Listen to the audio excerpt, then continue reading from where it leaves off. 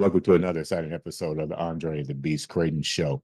Today, once again, is an exciting episode. Let me tell you why. I was listening to a lot of the social media the last couple of days, mainly TikTok, like everybody else does. And it's funny, I understand that AI, whatever you look for, it has a tendency to like filter the things that you're searching. But something popped up to me about who really discovered America. And it made, which I already knew, you can't discover something when it's people already here. But more importantly, with the awakening that we're dealing with right now in 2024, people are now sharing their stories, and not just so much their stories, but their ancestry, recognizing that there's nothing wrong with where they come from. Things might have happened to shape us in this world and shape our ancestors, but we do ourselves a disservice if we don't share that, or we don't educate the good, the bad, and the ugly.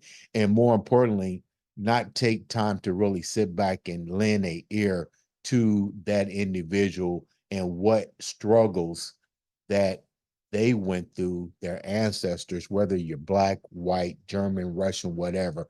We all have some type of story that hurts us in a way. And a lot of times when you release that hurt, it feels a lot better. Today on the show, I'm pleased because I've always been fascinated by the Native American culture. I remember getting put out of school in elementary school in Terre Haute, Indiana, to be precise, because my answer to my question to the teacher was, I know that Native Americans have done a lot for this country, but our history books wasn't really telling the whole story. We saw Native Americans just really fighting each other, savages. They was portrayed in such a, let me put it like it is, a bullshit way. A new podcast show is out. Okay, and I'm gonna make sure I pronounce it right. Native Chalk Talk. You nailed it. Native Chalk Talk. Native Chalk Talk. You got it. And I give you an A. I think this is probably the first of its kind. I want you guys to listen to it, support it, subscribe to it. Today on the show is the creator behind this extraordinary podcast. I'd like to welcome to the show, Rachael Youngman. Welcome to the show, Rachael. Thank you so much, Andre. It is truly a pleasure to be here. And again, I've known of you for years. To be on this show is truly a pleasure. Thank you. Your bio is sick. And what I mean by sick is there's a lot more to you than meets the eye. Before we get deep into the creation of this podcast, let's take the viewers down the road on a little bit about you. Well, I think when you said more than meets the eye, I think sometimes people look at me and go, hey, you're someone who spends time on your hair and makeup and probably loves glam. I do. But I grew up literally out in the middle of nowhere in Anadarko, Oklahoma. Little town that's named itself the Indian capital of the nation because it has more Native Americans there than anywhere in the world. And when I go out to eat, obviously I'm mixed, so I'm very light skinned. I sometimes in a restaurant might be the only white looking person there. Mm-hmm. That's how many Native Americans are in that area. And it's kind of a little secret. I think people don't realize that some people don't think there are Native Americans left on the earth, much less so many in one place. And I truly love my hometown. It's kind of a rough town. It always has been, but it is home to me for sure. So Grew up out in the country, 5 miles west of Anadarko on Highway 9, and, we grew our own vegetables, we homeschooled, we were very self-sufficient out there. We had a well. And I really think that if I need to survive, say the zombie apocalypse happens, y'all, I think that I might be able to survive. Right. Don't quote me on that. But I love the way I grew up. My sisters and I, the three of us were what I called feral children because we ran around without shoes on, riding our horses bareback, shooting things. We just had a blast growing up. And nevertheless, though, I still was the princess of the family. I hold that title because my two older sisters were such tomboys, and I would get on my Okay. horse with a fluffy dress on. So, grew up out there. My dad taught Native American art at Riverside Indian School, which is the only remaining, or sorry, the oldest remaining boarding school that's off reservation left in the United States. So I believe they're over 100 years old and lots of history there. But of course, it's owned by the BIA now. So the history that was back in the day for Riverside was much more horrid than it is today, where there are native teachers, they are teaching culture, drumming, beadwork, all of that, in addition to just getting your education there. I am a very proud supporter of Riverside Indian School today. Rachel, Yeah, let me they're ask you a there. question real quick. Two questions. What was you said your mix. Who is Mhm. Native American? What's the other nationality? And then was this a reservation that you grew up on? All good questions. So first off, I am part Choctaw, and I am federally registered because my lineage goes up through my great grandmother and beyond on the Dawes rolls, which was how Native Americans were forced to register in order to receive their land allotment someday. That land is still in my family today. So I do have what's called a CDIB card, Certificate Degree of Indian Blood. Certifying that I am of that lineage, and it goes through my dad's side. So my dad, and then his dad, and then his mother, or his grandmother, which is my great grandmother, she was full blood, and I grew up with her. In fact, she held my daughter when she was a baby, which I love to say because I'm like, that was my daughter's great great grandmother. Not Right. many people have a great great grandmother that was alive when they were alive. So grew up around her, and she was the sweetest woman. You would never know what her life story was. It was not a good story. But thankfully she had a happy ending once she got married and had a better life. The other question that you asked was, oh, what was that other question, Andre? Like who was who? You said your dad was full blooded. What was your mom? Oh, no, my dad was quarter. So my mom on the other side, she's English. We also have German, a lot of German in our blood. And so that's definitely a mix. I am definitely American mix. You lived on a reservation, and that's Oh, that was your other question. yeah, yeah. Okay, good. Thank you. So, interestingly enough, when you look back at the history of what is now Oklahoma, when there were Native Americans of all these different tribes removed from their homelands in the early 1800s and moved into what was then called Indian Territory, it wasn't a state. And they had just said, here's a place that we're going to put you guys.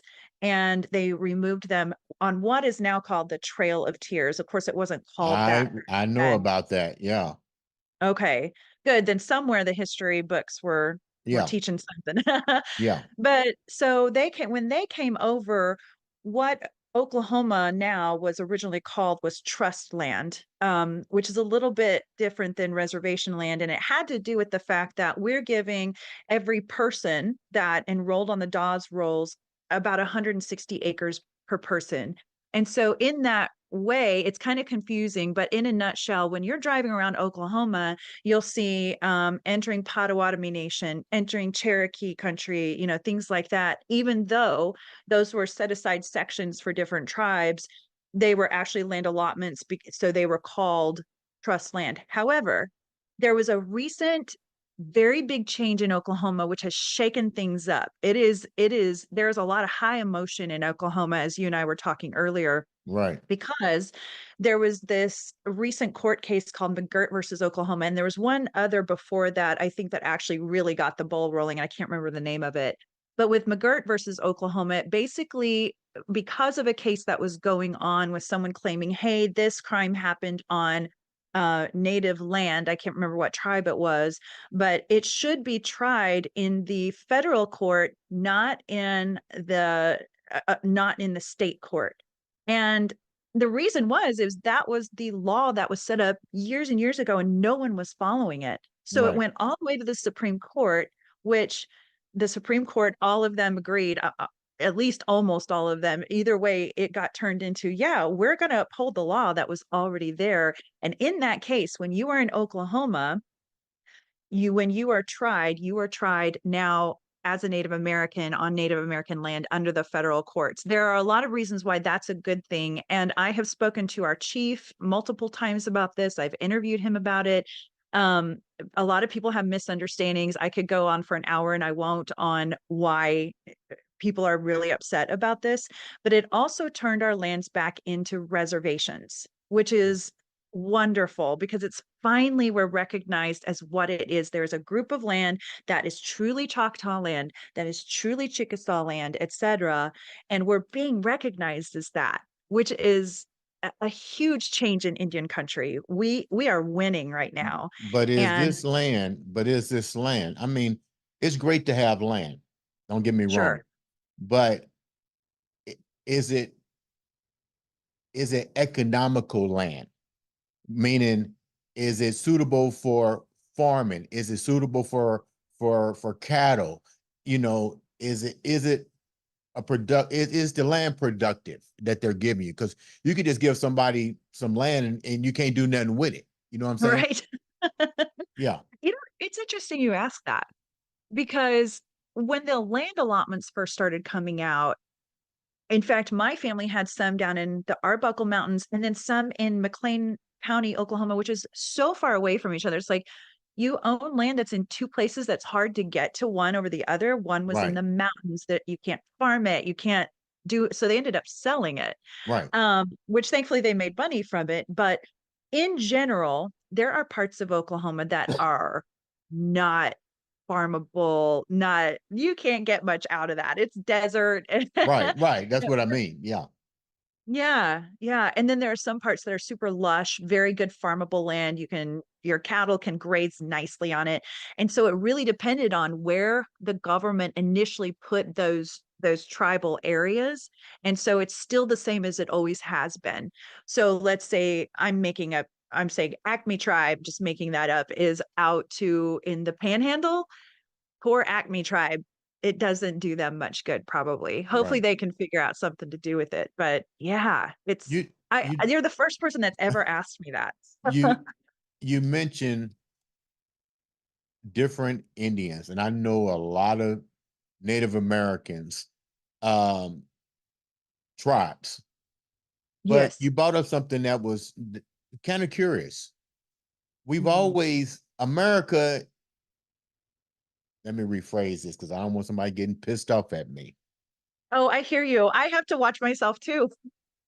I get it. We live in a world, because it's not just here. We live in a world where such divide and conquer amongst ourselves for resources. Let's call it what it is. It's really resources and putting your boot on somebody's throat, a culture, Mm. a group of people. You grew up in this environment. You see the different tribes. These tribes have fought against the U.S. for many years, from the the Trail of Tears to other Indian Native American wars against Reconstruction of America. Let's call it what it is. Because when the Iron Yeah. Horse came through, it changed the whole landscape for everybody. Now, all Right. of a sudden, you guys have been allotted all of this different land.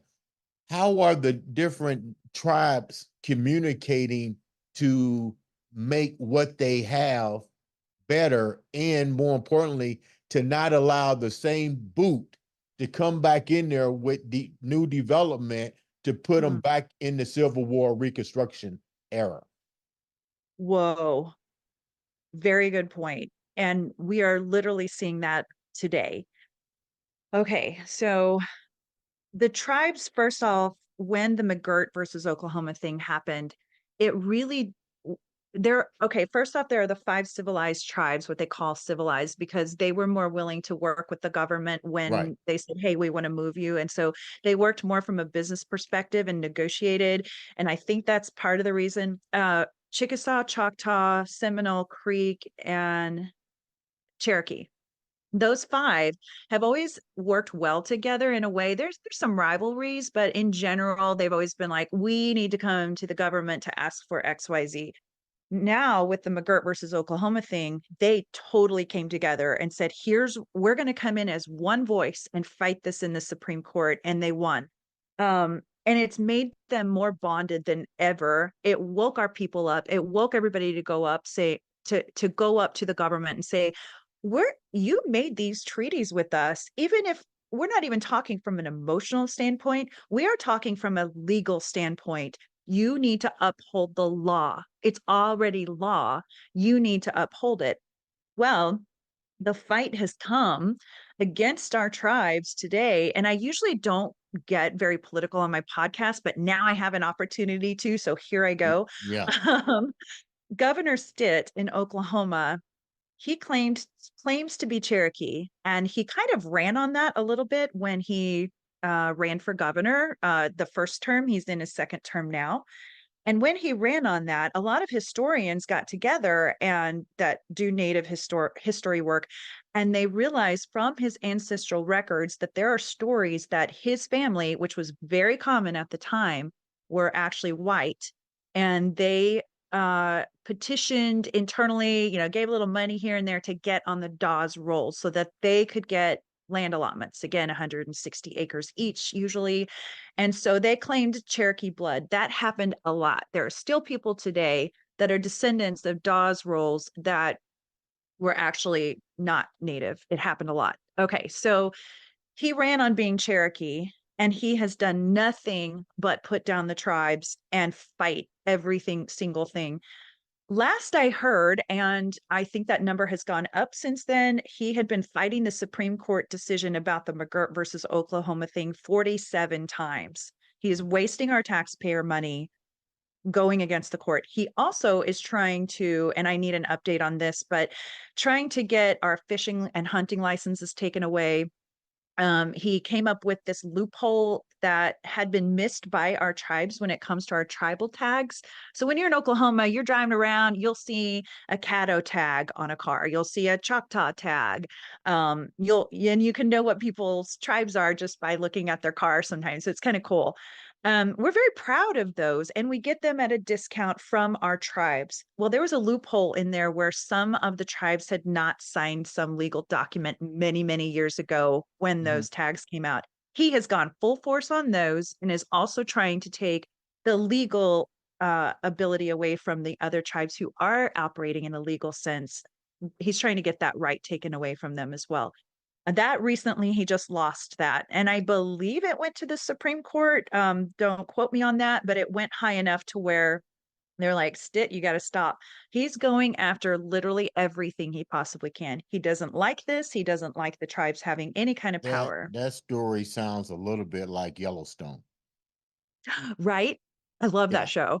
Yeah. It sounds a little bit like Yellowstone. And I think people need to understand Hollywood has a way of telling you what's really going on in the world. And Yeah. you would have individuals like that during the time of Reconstruction in America, that if I'm of a white descent or any type of descent, and I know that there's federal papers that will allow me to get some land, that would explain why there was a lot of interbreeding with the Native Oh, Americans to get that. yes. Yes.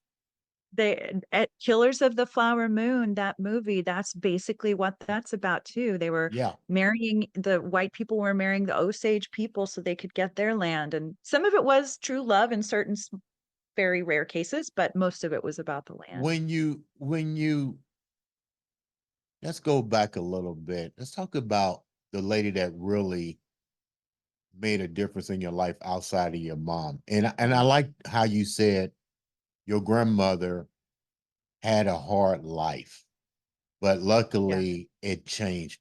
Did she ever share with you some of those stories that she saw her people go through? Yes, sir, she did. So when she was 3 years old, she was literally sold. So she was born in 1903. So you and I talked before we got on the show about how it wasn't that long ago that things were happening that are just horrid in your community with your people and my community with my I people. wish people would understand it really wasn't that long ago. You had Reconstruction in the 18s, no 17s, 18s. Now you got 19. It wasn't that long ago, and you saw her. What? That's even more strange. She Yeah. lived in your time, so it wasn't that long ago. She was that bridge between the early 1900s and today. I sometimes baffled by that. Sometimes people will tell me their grandmother is 100 years old or something. I'm like, "Oh my God, put me in front of that woman because I need to hear what life was like Yeah. back then." Um, but yeah, so in 1903 she's born. In 1906 she is sent to live with a white guardian named J.D. Anderson. So if anyone's watched the movie Killers of the Flower Moon, there were guardianships. And basically, it was a white person who was put in control of a native person because the government said the native people can't possibly know how to run their money and their land.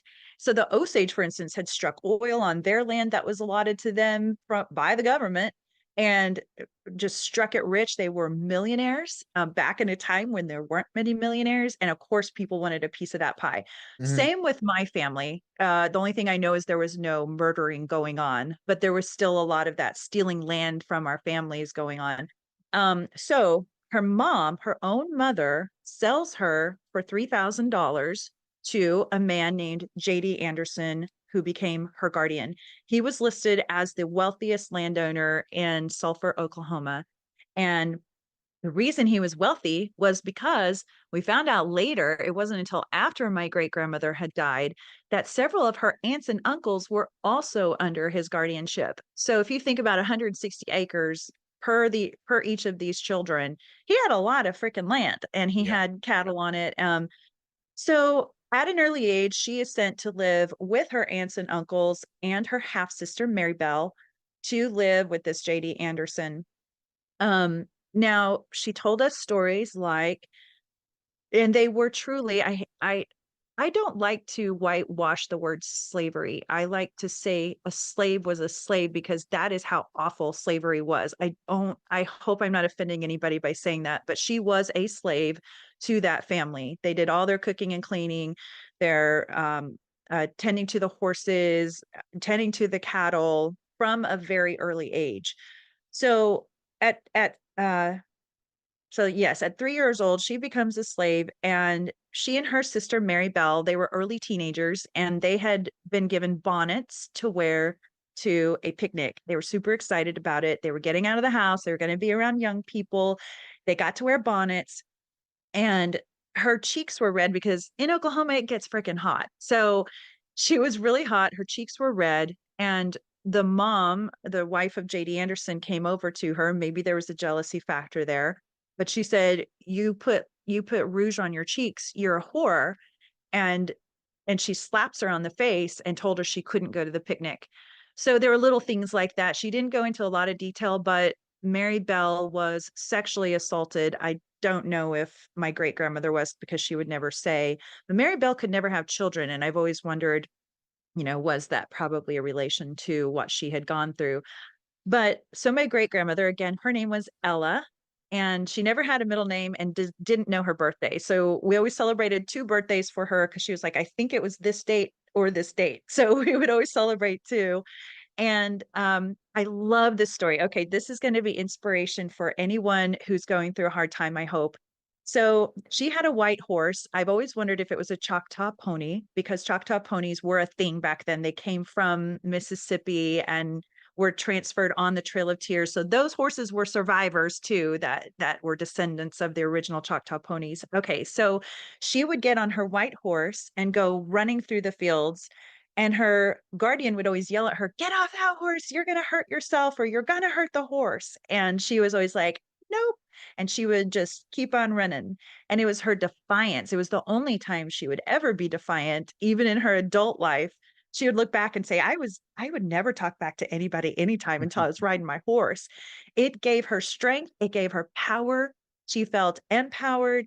And sometimes I know it sounds cheesy, but it truly is true. When I have a hard time and when my daughter has a hard time, I'm always trying to relay to us, remember the white horse, because that will give you strength. If Ella could get on her horse and get away from it mentally for a little bit, we can too. Let's go there in our minds. Mm. So I encourage anybody having a hard day, you're welcome to steal that story in your mind anytime. It is funny,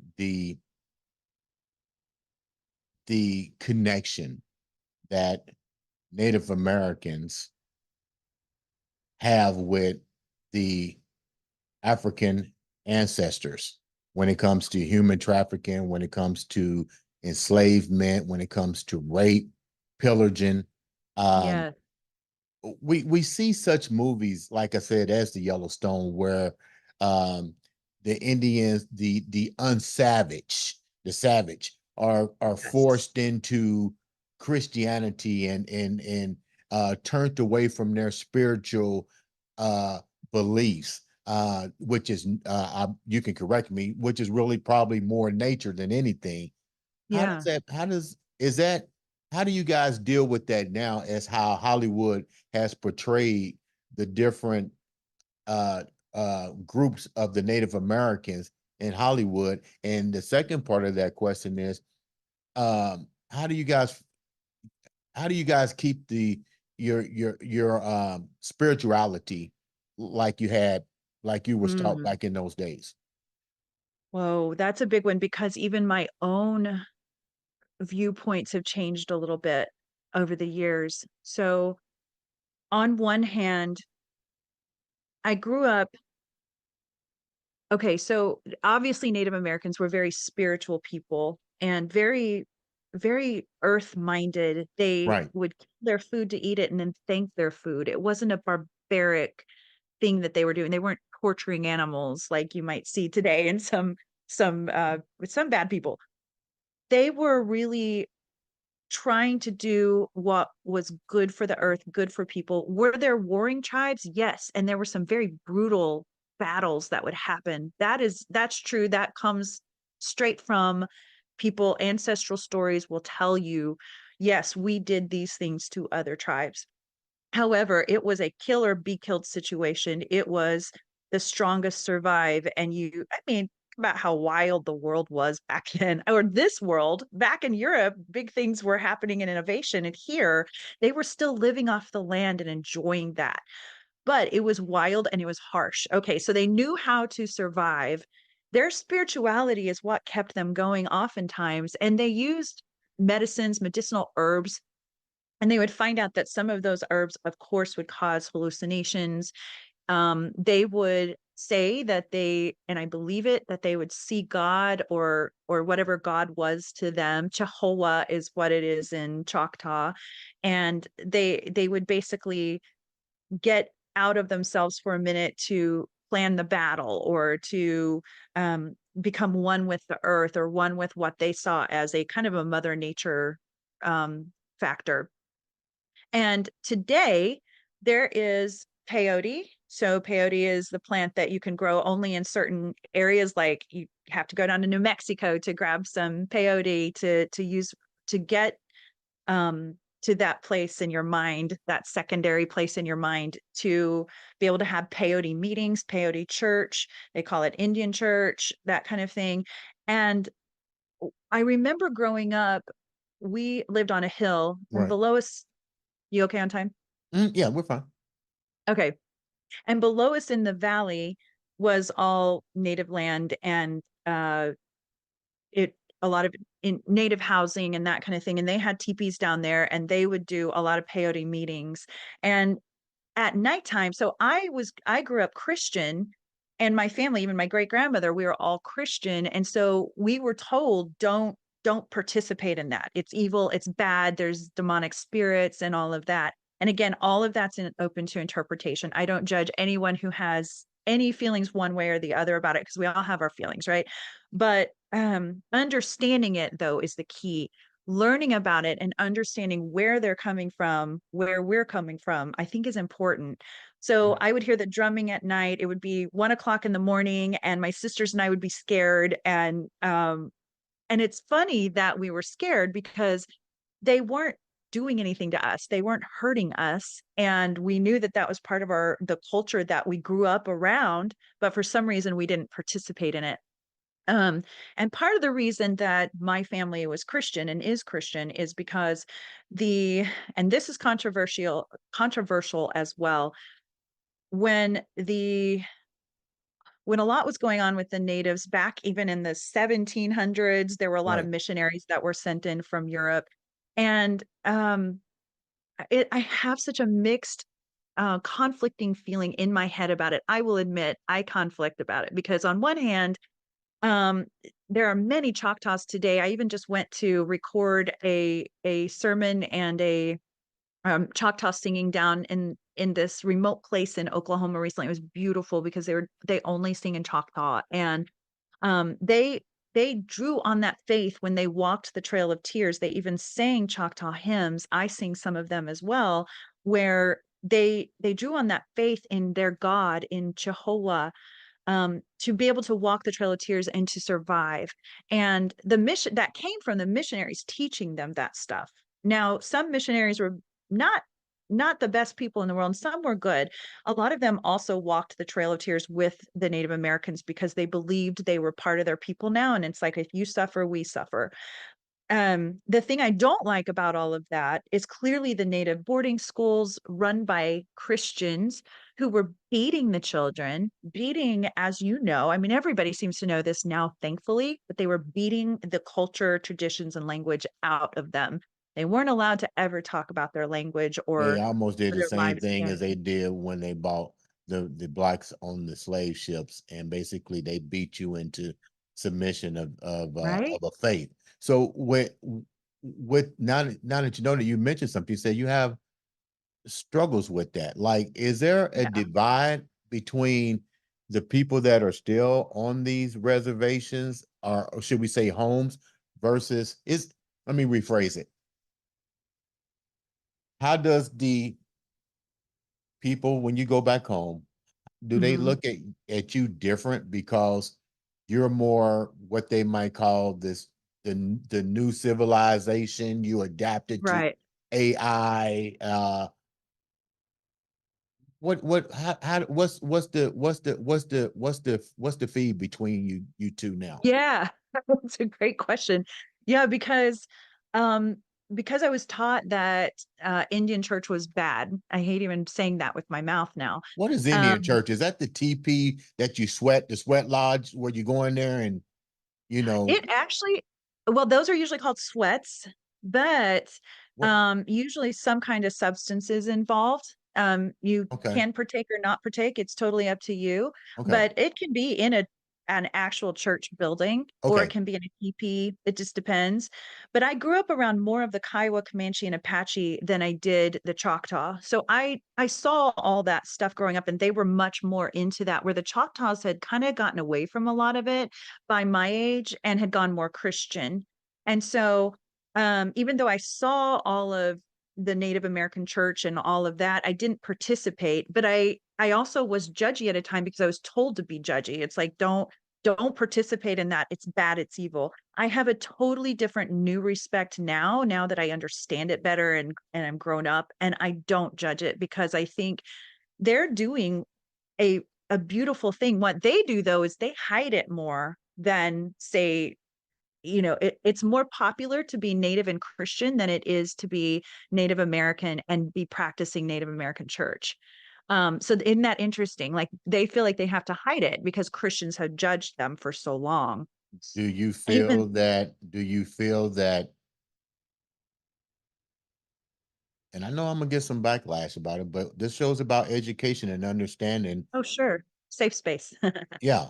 So my question is, do you feel that the church, Christianity, church or whatever, has wiped away or is slowly diminishing your culture Mm. belief back to nature, their spirituality? Is because if you lose that, don't you eventually wipe out the civilization of your people in general? Oh, Almost a yeah. religious genocide. Yes, I can totally see that. Although, even though I say that many tribes are hiding the fact that they still use the substances and practice, there's a kind of a comeback coming to it now. The interesting thing is there's Christians who don't believe in it, won't touch it. There's Native Americans who are all in to their religious culture, which is I love both. And then there's the bridge gappers ones. There are those who do both. They go to Christian church on Sunday and they might do Native church that night. And I think that that's okay. I mean, it's not my place to say whether it's okay or not, but I love that that's happening. I love that it's staying alive because we don't want that to go away. And again, it at one point was a genocide. It was, hey, what you're doing is calling up evil spirits, and you are not allowed to do that anymore. Maybe it was calling up evil spirits. So no, I'm not the one to judge that, but I want it to stay around. I What want them to keep doing it. what do you think your grandmother, she died, God rest her soul. Mhm. Um, looking at all that she went through now, what do you think she wants from you? What is your mission here? Mm, Because let me yeah. put it the way it is. Your grandmother went through her mother went through the reconstruction of America. She saw her parents saw Right? the iron horse come through the land. She Mhm. saw the Trail of Tears. She heard the stories.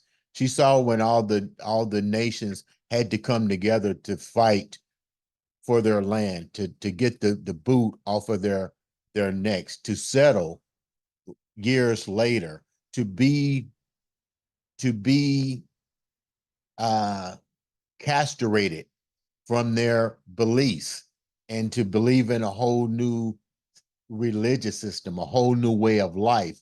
But then in the same process, be victim of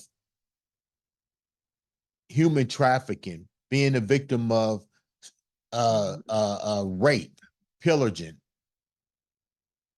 Now that she's gone, and you said she died peacefully, looking at all that, looking at your people, the five tribes, what do you think she wants you to do now? What do your people want you to do? That I'm almost dumbfounded and a little bit teary because she is my driving force for what I do now. I do have a full-time job. I'm in software sales, but I I do this podcast for her to unsilence her and unsilence the other people who were told for so many years, don't speak your language, don't talk about your culture. Those a lot of those people are gone now and their stories are dust in the wind. But thankfully, with Native Americans, there is a lot of oral culture that has passed down. And I'm so grateful for my guests who come on. There is a certain age group that is still very um, nervous to speak. There are elders that when I have them on the show, they hold back or they'll start to say a story and they'll be like, I'm not going to tell that one. And I'm like, you're in a safe place now. You can stick it to the man now by telling your story. And so what I want them to do on the podcast is about excuse me, sharing and preserving our ancestral stories as well as our tribal history, culture, and traditions. Let's keep it alive, but let's also educate everybody else that wants to learn about it. I think people are afraid to ask questions. They don't want to say the wrong terminology or say you know, offend somebody. And I get that. And I appreciate that they're being so respectful. But now's the time for Native Americans to speak. And that's what this podcast is about. You talk as much as you want, and we will listen. What are three before we wrap up? And what are what are three of the most silence topics that they are afraid to talk about. Because as a Mm, doing a podcast, we have to do our background to some degree. We have to do a true. research and stuff. Yeah. And I'm pretty sure you're researching these people, but then, like you said, there are certain things that really scare them. What are three things that really scare them that they don't want to talk about? So first off, I would say the bad things that happened. For instance, I was interviewing a Pawnee man and not an elder, but he's a leader. And I was interviewing him and I told this story about the Pawnee and how they had been a bunch of children had been taken from their homes and taken to, I can't remember what state it was, maybe Arizona, and they were being auctioned off as slaves. And they didn't the people that had stolen them didn't get the money that they wanted for they didn't get the high price that they were expecting per head. Hate to say it that way, but because they failed at that auction, they slaughtered all the children that they had taken over there. And I told about that story. I'd done a ton of research on it. I told about that story in front of him on the podcast, not realizing it was a huge trigger for him. And so I have to be careful sometimes what I share too, because I don't want to offend my guest or bring up a hurtful time too much, although there's a balance there. And he said, I have to stop you right there. We cannot talk about that. You cannot, will you please erase that? And I was like, I will absolutely erase it. And I still, until today, is the first time I've ever told that You story know what? again. I'm glad you told But that story because I never knew that. And this is the problem with history. And I used to be a history teacher. If oh, we I don't did not. tell our stories to people, no Right. matter how painful they are, they become dust in the wind. I never, Yes. I never Yes. knew that that happened. I'm almost in tears because I can see the visualization of kids, just like slaves, being taken to the auction block. And then because I Right. don't want to feed these kids on the journey back, it's a lot easier just to fucking slaughter them. Right. Ouch, man. It's so bad. It's so bad. And so there's I mean, I don't know what you would do on your show too about a story like that. Like on one hand, we need to tell about that. And see, you're saying that was eye-opening. I needed to know where the person that's from that tribe is like, oh, it's too painful. A younger person than him, he wasn't an elder, but he still wasn't in his 20s. Person in their 20s may be more willing to talk about that because they're farther removed from their grandparents who were saying, don't talk about things or whatever. Um, I had yeah, so no very sensitive. idea, seriously. And I think as a um, podcaster and creator as yourself, it's it's our job to Yeah, create a comfortable space, but to also educate and empower individuals. This true. is a story I've never heard of. For years, we've allowed a system of government education to Mhm. dictate the stories. Yep. They put in what they feel can keep the foot on your neck. Yes. Um, Give me another educational thing that people are afraid to tell about your people. Sure. Sure. And I believe both of these have to do well, one of them has to do with some whitewashing, I believe. The boarding schools. There are some people today who grew up in a boarding school, and especially the elders were on the cusp of when the boarding schools started to change a little bit once the BIA started taking over. It's the But boarding schools, the one that we see on Yellowstone, where they take the native kids yes, and they beat them. The nuns beat them, and the priest was also doing the same thing. The part that really choked me up is when the one girl got tired and she ran away, and yes, the her friend didn't want to tell, and the preacher or whatever, the father took his boot and stomped and killed her. yep. And I'm Oh, thinking, right. how Just crazy. But people fail to realize that shit took place. it took place, and like you said, it wasn't that long It wasn't that ago. long ago. Right, and they were nobody cared about them. There was no one to run to go save me. There was no savior in all of this. You seem to be, before we wrap up, you seem to be caught in the crossfire. Let me tell you where this makes sense. Okay. I'm gonna use a narrative.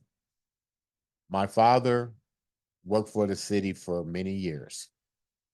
He retired, but he wanted to still work. Mhm. But my father didn't have the resources. Well, let me take it back. There were resources available for him to change with the time. You get where I'm Okay. going? Right, right. He didn't change with the time. He didn't evolve with the time. So he slowly wilted. Wilted meaning not died, but he died internally because he wasn't able to keep up with what was going down. Here it Oh, is. You've been given so much information from a child, from your grandmother to your father to your mother, your sisters, and you've evolved from Oklahoma. You was recently in Carmel, Indiana, but you still are caught between the crossfires because you've evolved, right, but you right. still have those ancestry traits. How difficult is it for you to balance the two? It is the funny thing is I almost didn't start the podcast because I'm like, I'm so light-skinned, I don't want anyone to go, "Hey, you don't have a right to tell our stories." And I'm not telling their stories, they're telling their stories. I'm just the outlet. The podcast is the outlet. But yeah, sometimes I do fight with that because I growing up in Anadarko, I was a totally different person than I am today as far as getting to see the world, getting to see more and learning from people like yourself. Back then I was kind of in this bubble and I loved that bubble. I still do to this day, but I didn't know much about the outside world, especially being homeschooled, right? But yeah, I mean, sometimes I think I I don't maybe I don't have the right to be so passionate about Native causes or to speak for Native people. And over time, I have let that go. If people don't like me, they don't like me, and I'm not gonna do anything that's gonna make them change their minds, right? And I've also learned to just be so proud of my great-grandmother that I hope she's speaking through me, and I feel like I can't go wrong if I do that. If I have a really I'll try to make it short. I was doing a lot of ancestry research on certain pieces of my family members because they all seem to have tragic stories. And I felt like I need to put this on paper for my descendants because they need to know their stories as well. And I had hit a brick wall. I wasn't able to find anything. And so that night I was like, I'm done. I put so much many hours into this. I'm just done. And and then I closed my eyes and I was like, "I can't be done." And I started praying or maybe speaking to, maybe praying's not the right word, but I was speaking to my Coley ancestors, Coley, and I was like, "Coley ancestors, please help me. If you want me to tell your stories, I can't do it on my own anymore. I've hit a brick wall." At 3 a.m. in the morning, I wake up and I'm just scrolling through Facebook because I couldn't sleep because I was upset. And I found this group called Early Oklahoma and Indian Territory. And I posted in there the story of my uncle Cicero, who had shot at JD Anderson. He was one of the people that was under his guardianship, and how he hadn't killed JD Anderson, but he was put into jail. And the newspaper says Indian makes attempt to kill. He was shooting him because of a land dispute because he couldn't get his land allotments back. And of course, he's the bad guy. My JD Anderson's not the bad guy, but Cicero's the bad guy, of Mhm. course, because he shot at him. So anyway, I put that story on there and said, if anyone knows any Coley people, please let me know. I wake up the next morning to get ready to go. I was living in Texas at the time. I was going to go downtown Houston for work. I was getting ready, and I just happened to look at my Facebook, and there's this message, and it's from this girl named Carrie, and she was like, "Oh my gosh, we're related. We're distant cousins, but I've been doing like 30 years of research on the Coley family because," and she's like, "I noticed that you have information on another part of the family that I didn't know anything about. Let's get together." I mean, how crazy is it Yeah. that for the first time ever, I spoke to my ancestors and they spoke back?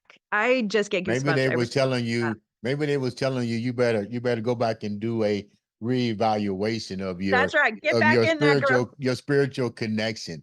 You definitely got that beast mindset. I appreciate you taking the time to come on the show. How can the viewers support you, listen to your podcast? Give us some information on that. Yeah, great. So my website is nativechalktalk.com. So it's Native, and then Chalk Talk is spelled Choctalk. It's basically native Choctaw talking. And then also you can find me anywhere on Facebook, Instagram, TikTok, LinkedIn, even. And feel free to please go on there. Please like, subscribe, listen, give me feedback. I'm wide open. Or if you want to hear about a topic that you'd like for me to cover, I'm happy to do that as well. In addition, I have a shameless plug here. I have funded my podcast from day one, on my own. I'm my only person. I do all my editing, recording, interviewing, research. I don't have any support. And so I would love to do more and do better research. I'm looking for someone who can either help volunteer here and there, just whenever you can, or sponsor me. I will make a commercial for you if you'd like, or provide a commercial to me. I'll put it on the show. I need funds and I need hands. So if anyone out there would like to, I will not argue with you. I will gladly accept any help. And a lot of people don't realize producing and doing a successful podcast takes money. And my It hats off to does. you for believing in yourself and using your own money to invest in yourself to live your grandmother's, to be her voice why in a situation where she can't. Leave the viewers with something that only you can leave the viewers with. You've been through so much. You're definitely a warrior in my book. Leave the viewers with something. Awesome. I would say, preservation and knowledge are both such important things. If you can get out there and learn as much as you can, whether it's my podcast or anyone else's, that you can find information about what our people have gone through, what other ethnicities have gone through. You can't go wrong with that, right? I mean, education is key, but also the preservation of that information, I think, is also important. No matter what ethnicity you are, take your phone, put it on record, and record your grandparents, your aunts and uncles, anyone talking about their history, their grandparents' history, the funny things that happen in life, the good things, the bad things, and be able to pass that down to your kids and your grandkids. That's how we keep their memories and stories alive, and we honor them. And I hope that you'll join me in that. Ladies and gentlemen, this has been another exciting episode of the Andre the Beast Crayton show.